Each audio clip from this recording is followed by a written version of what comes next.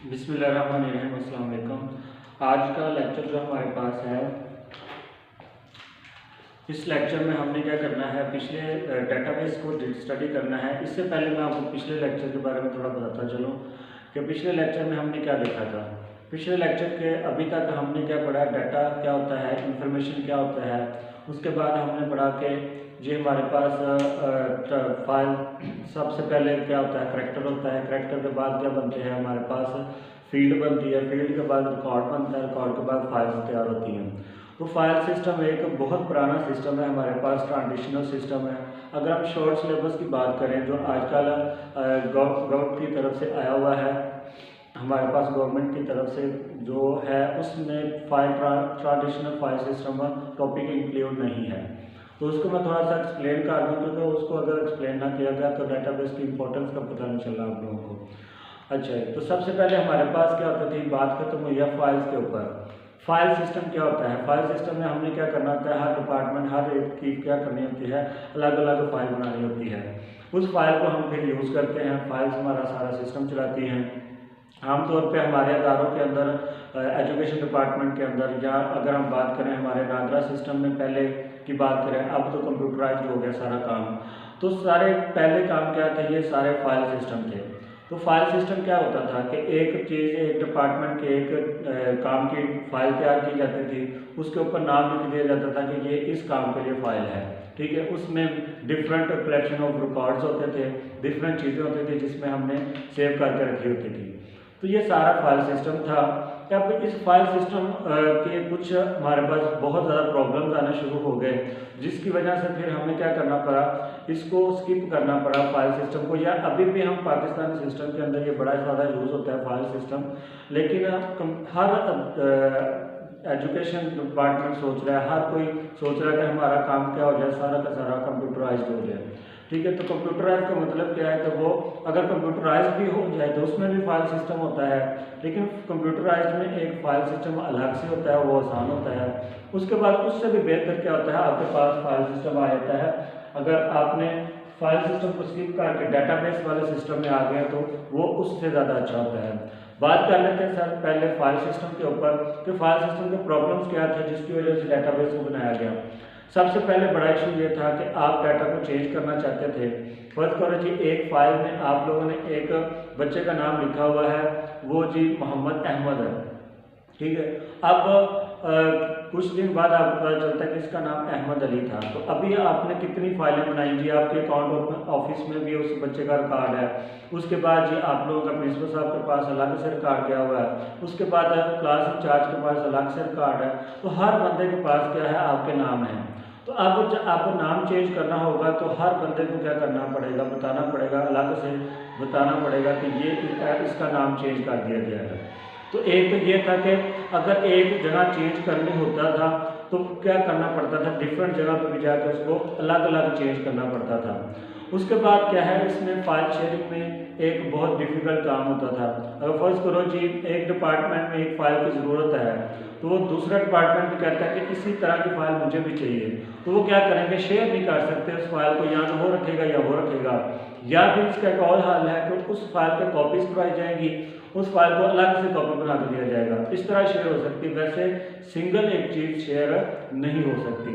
तो इन सब बहुत सारी और भी प्रॉब्लम्स हैं। कुछ सिक्योरिटी पर्पस भी थे, जो फाइल सिस्टम में सिक्योर नहीं बंदा होता, जो मर्जी आगे जैसे मर्जी उसको चेंज वगैरह कर देता था, तो पता ही नहीं चलता था कौन कर दिया जी। जो सिक्योरिटी के भी इशूज़ है, जिसकी वजह से फिर क्या हुआ, डेटाबेस बनाई गई।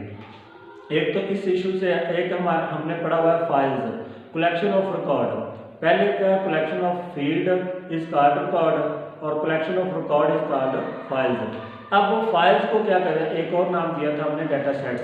तो कहता है कि लॉजिकली कलेक्शन ऑफ डेटाबेस को अगर हम डिफाइन करें, अगर डेटाबेस को डिफाइन करें तो वो कहता है लॉजिकली क्या होता है, अगर आपका कनेक्शन होगा किनके दरमियान, आपके डाटा सेट्स के दरमियान। अब डाटा सेट्स क्या होते हैं आपके पास, जहाँ वो डाटा सेट का दूसरा नाम होता है फाइल्स, ठीक है। ये क्या होता है, लॉजिकल कनेक्शन होता है फाइल्स और डाटा सेट्स के दरमियान इन सब को मिला के क्या किया जाता है, एक डेटाबेस बना दी जाती है। लॉजिकल कनेक्शन होता है इसमें। सारा डेटाबेस एक आगे जाके हम डिस्कस भी करेंगे, कोई इसके सॉफ्टवेयर भी होते हैं बहुत ज़्यादा जो क्या करते हैं, एक डेटाबेस को क्रिएट करते हैं, तो उसके अंदर वो फिर हमने रिकॉर्ड बनाने होते हैं, फाइल्स तैयार होती हैं, different file different data sets को मिला के एक जगह इकट्ठा किया जाता है, उसको क्या कहा जाता है, डेटाबेस। ठीक है, अच्छा जी। उसके बाद डेटाबेस के बाद अगर हम इसके एग्जांपल्स की बात करें, हमारे पास बहुत सारे ऐसे एग्जांपल, अगर हम बात करें जी हमारा जी एम्प्लॉयज के ऊपर हमने क्या बनाई है, एक डेटाबेस बनाई है। तो एम्प्लॉयज का अगर हमने डेटाबेस बनाई है तो क्या मतलब है, एम्प्लॉयज का कोई जी अपना पर्सनल कार्ड होगा, पर्सनल कार्ड के लिए हमने क्या किया, हर एम्प्लॉय के क्या करें, अगर फर्स्ट कर दो जी एक 100 आपके पास एम्प्लॉय है, तो उसका पर्सनल कार्ड एक फाइल के अंदर हमने रख दिया, एक डाटा सेट के अंदर हमने सेव कर दिया। उसके बाद हमारे पास जी उसी एम्प्लॉयज का जी हमारे पास वर्किंग रिकॉर्ड है सारा, ठीक है, वो एक फाइल के अंदर हमने सारा क्या कर दिया, उसको कर दिया। उसके बाद इसी एम्प्लॉयज का क्या कर लें, आप एक और टेबल की बात कर लें जी, इसकी जी पे का अगर हिसाब लगाएंगे जी इनकी पे कितनी है उसका सारा का, तो इन सब को क्या किया जाता है, एक लॉजिकली कनेक्शन बना दिया जाता है, रिलेशनशिप बना दिया जाता है, इन सब को एक जगह इकट्ठा कर दिया जाता है, ये सारी क्या बन जाती है, एक डेटाबेस तैयार हो जाती है। इसको कहते हैं आप लोग डेटाबेस। अगर हम बात करें स्टूडेंट की, तो स्टूडेंट का भी क्या है, इसी तरीके से एग्जाम्पल नंबर अगर हम 2 अगर डिस्कस करें, एग्जाम्पल नंबर 2 अगर हम स्टूडेंट की लें, स्टूडेंट्स की, उसका भी क्या है, पर्सनल रिकॉर्ड होंगे, उसके भी डिफरेंट चीजें होंगी जो क्या बना रही होंगी, एक डेटाबेस उसको बना रही होंगी। ये सारा स्कूल सिस्टम का अगर हम बात करें, अगर एजुकेशन डिपार्टमेंट की बात करें तो बहुत सारे कैंपस हैं, एक यूनिवर्सिटी है, उसकी एक अपनी डेटाबेस होगी, उसमें जी कितने डिपार्टमेंट है, जो इसमें 10 डिपार्टमेंट है जी, कौन कौन से डिपार्टमेंट, फिर डिपार्टमेंट के आगे बहुत सारी चीज़ें हैं जो उनके स्टूडेंट के रिकॉर्ड हैं, उनके जी फैकल्टी के रिकॉर्ड हैं, उनके जी काम करने वाले कितने, वो सारा क्या है एक डेटाबेस के अंदर मैनेज किया जाता है। ठीक है, तो इस तरह ये स्टूडेंट की भी होती है, एम्प्लॉयज़ की भी होती है, हर डिपार्टमेंट की अपनी अपनी एक डेटाबेस तैयार करवाते हैं, वो इस तरीके से वो सारी डेटाबेस बनाई जाती है, ये किसी न किसी सॉफ्टवेयर के थ्रू बनाई जाती है। अच्छा, उसके बाद हमारे पास एग्जांपल्स भी होगी, 2 एग्जांपल कम से कम आप इसकी डेटाबेस की 2 एग्जांपल याद कर लें। उसके बाद कहता है कि जी डेटाबेस के फैसिलिटीज़ क्या हैं हमारे पास, ये फैसिलिटी क्या क्या देती हैं आप लोगों को,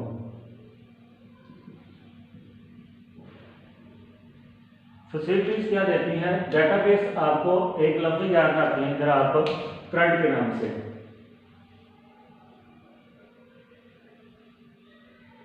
ठीक है, इसका मतलब क्या है कि जी आपके पास C से मुराद है क्रिएट, इससे मुराद है रीड, इससे मुराद है अपडेट और इससे मुराद है डिलीट। कि अगर हम बात करें क्रिएट की, क्रिएट में क्या होता है कि आप डेटाबेस आपको एक फैसिलिटी दे रही होती है, कोई भी रिकॉर्ड आप नया ऐड कर सकते हैं, उसको क्रिएट कर सकते हैं, उसको बना सकते हैं, नया रिकॉर्ड फर्ज कर लीजिए एक जी हमारे पास इस बार एम्प्लॉय थे 50, अगले साल एम्प्लॉय हमारे 10 और ऐड हुए हैं, तो 10 को ऐड करने के लिए डेटाबेस क्या करती है, आपको एक फैसिलिटी देती है, तो उन 10 का भी आप रिकॉर्ड क्रिएट कर सकते हैं उसी डेटाबेस के अंदर रह के। ठीक है, इसके लिए ये नहीं होगा कि आपको अलग से डेटाबेस बनानी पड़ेगी या अलग से देखना पड़ेगा, तो क्रिएट कर सकते हैं डेटाबेस को, डेटाबेस के अंदर रिकॉर्ड को। उसके बाद जी हमारे पास दूसरी चीज़ है रीड। अगर कोई बंदा आता है और आगे कहता है कि जी मुझे अगर वही का फैक्ट्री का कोई मालिक वगैरह आ जाए तो आगे कहता है कि मुझे जी उन बच्चों उन एम्प्लॉयज़ का रिकॉर्ड दिखाएं जिनकी पे 50,000 है। ठीक है, तो वो क्या करेंगे, उसको डाटा को रीड करने के लिए वो सिर्फ कह रहा है, कोई अपडेट कोई डिलीट नहीं करना, सिर्फ वो रीड करना चाह रहा है, पढ़ना चाह रहा है, तो वो जो बैठा होगा डेटाबेस एडमिनिस्ट्रेटर जो होगा, तो वो 50 बच्चों का, वो 50,000 जिनकी सैलरीज होंगी वो उनका रिकॉर्ड दिखा देगा। ठीक है, तो ये सारा क्या है, रीड है। ये क्रिएट क्या होता है कि आप नया ऐड करना चाह रहे हो, ठीक है, इधर ऐड करना चाह रहे हो, उसके बाद आप रीड क्या करना चाह रहे हो कि आप कोई भी डाटा जो लिखा हुआ है उसको सिर्फ पढ़ना चाह रहे हो, कोई चेंज वगैरह नहीं करना चाह रहे। अब जी अपडेट, अपडेट का मतलब क्या है कि फर्स्ट करो इस साल जी एम्प्लॉयज़ की जो सैलरी थी अगले साल उसको बोनस ला के जी या इंक्रीमेंट लगा तो उनकी 5-5 हज़ार क्या कर दी गई, पे बढ़ा दी गई, तो उनको क्या करना है, अपडेट करना। तो डाटाबेस ये भी एक आपको फैसिलिटी देता है कि आप क्या कर सकते हैं, उनकी चीज़ों को अपडेट कर सकते हैं, जिसको हम कह सकते हैं एडिट करना। एडिट करके उनको अपडेट कर सकते हैं, उनका नाम चेंज कर सकते हैं, जैसे भी हमने कोई भी अपडेशन करनी हो तो ये हमें डाटाबेस एक फैसिलिटी प्रोवाइड कर देती है। उसके बाद भी फर्स्ट कर लो अगले साल कोई ना एम्प्लॉय छोड़ गए हैं, ठीक है, आपके पास ये एक फैसिलिटी है कि एम्प्लॉय कुछ छोड़ गए हैं, अब डाटाबेस के अंदर क्या हुआ, एम्प्लॉय को डिलीट करना है, तो डाटाबेस आपको ये भी एक फैसिलिटी देती है कि आप डाटा को क्या कर सकते हो, डिलीट भी कर सकते हो। तो ये हमारे पास एक फैसिलिटीज थी, बेसिकली ये 4-5 होती हैं, तो ये आप लोगों ने याद कर लेनी है, मैंने इसका ये एक वर्ड आपको बना कर दिया है। उसके बाद हमारे पास फिर क्या होता है, हमारे पास अगली चीज़ क्या होती है, हमारे पास अगली चीज़ होती है हमारे पास ऑब्जेक्टिव्स।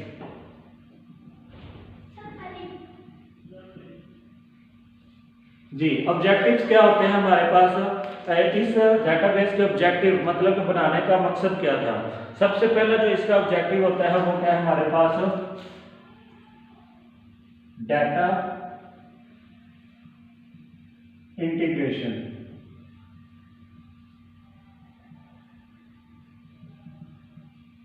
डाटा इंटीग्रेशन, ठीक है, तो डाटा इंटीग्रेशन का मतलब क्या होता है कि डाटा को क्या करना है, आपने इकट्ठे करके रखना है। कैसे इकट्ठे करके रखेंगे डाटा को, मैं आपको बताता हूँ कि आप इंटीग्रेशन में क्या होता है कि आपने क्या करना होता है कि जहाँ जैसे कि यह हमने स्टूडेंट की एग्जांपल दी थी, पर्सनल कार्ड उसका अलग से सेव है, उसके बाद वर्किंग का और उसके अलग से सेव है, पे का उसका सारा स्ट्रक्चर अलग से सेव है, तो इन सबको एक जगह इकट्ठा करके रखना एज ए सिंगल यूनिट, वो क्या है डाटाबेस करता है। उसका ऑब्जेक्टिव इसके लिए मकसद है कि आप डिफरेंट जगह पे जाकर डाटा को ढूंढने की जरूरत नहीं है। फर्स्ट करें अगर हम फाइल सिस्टम में अगर बात करें तो डाटा इंटीग्रेशन इतनी ज़्यादा नहीं होती। अगर आपने जी फाइल ढूंढनी है जी, आपको शायद वो आप रख के भूल गए हो या कहीं भी पड़ी हो, तो आपने एट ए टाइम अगर 4-5 काम इकट्ठे करने तो आपको 4-5 फाइलें अलग अलग देखनी पड़ेंगी। इसमें क्या होता है इंटीग्रेशन के अंदर डाटा क्या होता है, इंटीग्रेशन रहता है कि एक जगह सारा टेबल होते हैं, एक जगह बने होते हैं, आप एट ए सेम टाइम आप जो मर्जी उनमें से ओपन करें और उसको बंद करें। तो ये इंटीग्रेशन डिफरेंट फाइल्स का रिकॉर्ड एक ही जगह पड़ा होता है आप लोगों के पास, उसमें आप चेंजिंग वगैरह करें जैसे भी करना है, वो इंटीग्रेशन आपको इकट्ठा रख के एक एज ए सिंगल यूनिट काम कराती है, ठीक है, डाटाबेस। उसके बाद हमारे पास दूसरा है डाटा इंटेग्रिटी।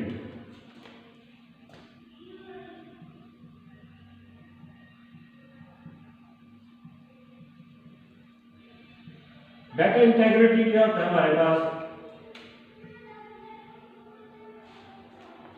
डाटा इंटेग्रिटी होती है आपके पास करेक्टनेस,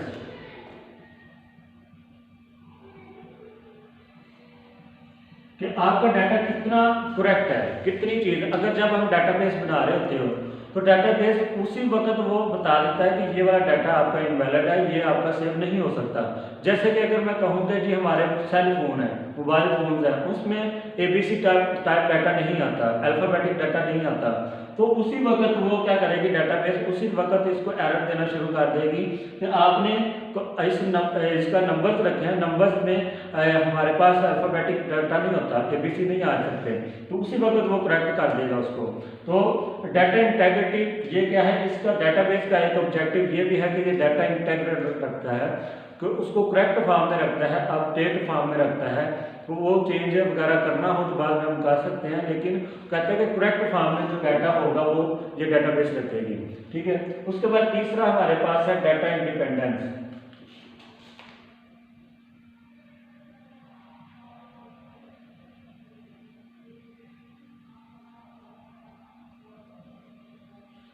जी डाटा इंडिपेंडेंस हमारे पास क्या होता है कि डाटा इंडिपेंडेंट रहे। जैसे कि मैं कहता हूं कि जी अगर पर्सनल कार्ड है, इसके अंदर मैंने कुछ चेंजिंग करनी है, ठीक है, अगर मैंने चेंजिंग इसमें कुछ करना है तो उसका इफेक्ट इसके ऊपर नहीं होगा और उसका इफेक्ट इसके ऊपर नहीं होगा। तो आपने सिंगल अगर एक जगह चेंज करना है तो बाकी जगह पे कोई नुकसान कोई, क्योंकि डाटाबेस में क्या होता है, इंडिपेंडेंट होता है, डाटा किसी के ऊपर डिपेंड नहीं करता। तो आपने किसी टेबल पे अगर आपने चेंजिंग किया तो दूसरा टेबल इफेक्ट नहीं करेगा। एक तो इंटीग्रेशन का मतलब ये होता है, एक ये इंटीग्रेशन का मतलब होता है कि एक आपके पास होता है सॉफ्टवेयर होता है, या उसको शायद कह सकते हैं बैक साइड है आपके पास, और एक आपके पास पीछे डेटाबेस आ रही होती है डीबी। ये आपस में ऐसे कनेक्ट होते हैं। जब अगर हमने ये हमारे पास क्या होता है, शो हो रहा होता है स्क्रीन के ऊपर, जैसे कि हमारे पास अगर बात करें तो फेसबुक की बात कर लें, एफबी की, तो हमारे सामने क्या हो रहा है, वो एक चीज जा रही है, उसके पीछे क्या हो रहा है कि एक डेटाबेस बनी हुई है जो हमारे पास नहीं है। जिन्होंने फेसबुक बनाई है उनके पास डेटाबेस है, वो ये वाली, ठीक है। तो जैसे भी अगर हम सामने एक सॉफ्टवेयर होता है, इधर हमने क्या किया, कोई ना कोई चेंजिंग की है। फर्ज करें जी हमारे पास लॉगिन बटन ये बना हुआ था, ठीक है, तो हमने लॉगिन को उठा के इधर ऊपर रखना था, ठीक है, हमने इसके ऊपर क्लिक करना, तो कहता है कि इसका इफेक्ट इसके ऊपर नहीं है, ठीक है। डाटाबेस क्या है, डाटा के बेस के अंदर डाटा इंडिपेंडेंस होता है कि आप सॉफ्टवेयर में जो मर्जी चेंज करें, डाटाबेस के ऊपर इसका कोई इफेक्ट नहीं होगा, ठीक है। तो इसी तरीके से क्या होता है, ये होते हैं फ्रंट एंड और ये होता है बैक एंड। बैक एंड पे आपकी सारी डेटाबेसेस पड़ी होती हैं और फ्रंट एंड पे आप लोगों का क्या होता है, सॉफ्टवेयर रनिंग पे मोड में होता है, जो जिसको आप चला रहे होते हो, जिसको आप देख रहे होते हो। तो ये था आज का हमारा टॉपिक डाटाबेस। इसमें क्या करना है आप लोगों ने, सबसे पहले डाटाबेस की डेफिनेशन याद करें, collection logical connection between data sets and or files. उसके बाद आप इसकी कोई ना कोई 2 से 3 एग्जाम्पल याद करें। उसके बाद आप क्या करें, फैसिलिटीज कौन सी ये प्रोवाइड करता है, करंट सिस्टम पूरा प्रोवाइड करता है, जो क्रिएट भी करता है, रीड भी करता है, अपडेट भी करता है, डिलीट भी कर देता है। उसके बाद हमारे पास इसमें जैसे ये सारा कुछ, उसके बाद ऑब्जेक्टिव्स क्या हैं, तो आपने डाटाबेस की डेफिनेशन, डाटाबेस की फैसिलिटीज और उसके ऑब्जेक्टिव्स, ये 3 चीजें आप लोगों ने याद करनी है। ऑब्जेक्टिव्स के अंदर 3 आपने ऑब्जेक्टिव, डाटा इंटीग्रेशन, उसके बाद इंटीग्रिटी और इंडिपेंडेंस, ये वाला था आज का आपका टॉपिक। होप सो आपको अच्छे तरीके से समझ आया होगा। कोई भी क्यूरी हो, कुछ भी आपने पूछना हो, आप क्या करें, नीचे कमेंट सेक्शन में पूछ लें, या आप क्या करें, आपकी नेक्स्ट वर्किंग डे आपका ये क्लास होती है जूम के ऊपर, उसके ऊपर आके आप डिस्कशन कर सकते हैं। जब भी आप लेक्चर सुन रहे हों तो अपने पास एक कॉपी पेन से रखें, जो चीज़ नहीं समझ आती उसी वक्त उसको रीड डाउन कर लें। उसके बाद रीड डाउन करने के बाद राइट कर लें, राइट करने के बाद रीड करें, बुक के ऊपर रीडिंग करें। जो आपको मैंने बुक बताई हुई हैं, आपके पास जो बुक्स हैं उसके ऊपर रीडिंग करें। रीडिंग करने के बाद पेंसिल को पकड़ें और उधर से बुक से भी निशान लगाएं और जो क्वेश्चन आपने लिखे हो वो भी देखें। उसके बाद फिर क्या करें, आप अगले दिन जूम पे क्लास होगी, उस पर आके आप मुझसे पूछें कि ये सारी समझ नहीं आई, तो मैं आपके लिए आपको समझाऊंगा। इंशाल्लाह कल मुलाकात होगी, तब तक के लिए इजाज़त दीजिए। अल्लाह हाफ़िज़, अस्सलाम वालेकुम।